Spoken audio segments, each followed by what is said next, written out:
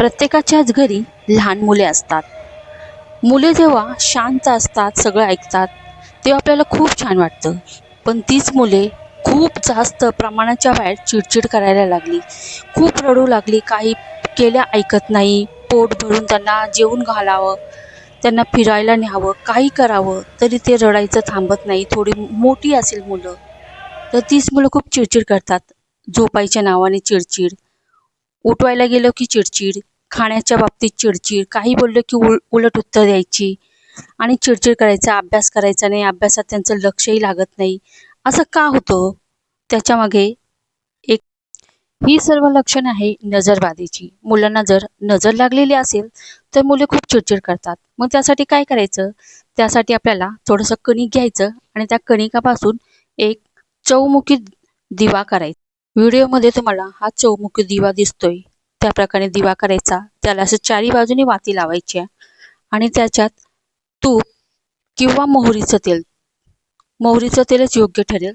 तुपापेक्षा मोहरीचं तेल घालायचं आणि त्या मुलांच्या डोक्यापासून पायापर्यंत 7 वेळा उतरायचं आणि तो दिवा घेऊन पिंपळाचं झाड असेल त्या झाडाखाली लावून यायचं.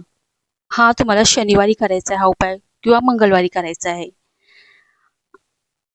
समजा जर तुमच्या घराजवळ पिंपळाचं झाड नसेल तर तुम्ही तुमच्या घरापाशी चौक वगैरे असेलच, त्या चौकात तुम्ही हा दिवा चौकात ठेवून आलात तर लगेचच तुम्हाला रिझल्ट करेल. मुलांच्या स्वभावात खूप बदल झालेला असेल. मुलं शांत, हसरी मुलं तुम्हाला पाहायला मिळेल. त्यांचा चिडचिडपणा एकदम बंद होईल. जर या उपायाने मुलं अजून थोडी चिडचिड करतात तर पुन्हा एकदा हा तुम्हाला उपाय करायचा आहे. असा 2दा केला किंवा 3दा केला तर मुलांमध्ये खूप खूप फरक पडतो. त्यांचा अभ्यासातही खूप मन लागतं, तुमचं ऐकतात. मुलं ऐकायला लागली की तुम्ही प्रसन्न राहतात, तुम्हालाही बरं वाटतं. कारण मुलांमुळे आपली खूप चिडचिड होते. एक आई म्हणून तर विचारूच नका. घरातली कामं करायची आणि मुलांचा हा चिडचिडपणा म्हणजे आपण अगदी त्रासून जातो. तर हा उपाय करा. हे मुलं चिडचिड करतात म्हणजे त्यांच्या मनाने नाही करत, मर्जीने करत नाही, तर हा नजरदोषीचा हा एक प्रकार आहे.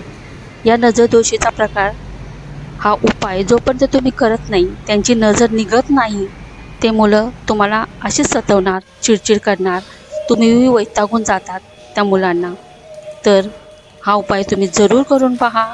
या उपायाने तुम्हाला फरक पडेल आणि हा उपाय सकाळी न करता संध्याकाळी 7 नंतरच करायचा आहे. 7 नंतर तुम्ही कधीही करू शकता, फक्त सकाळी करू नका.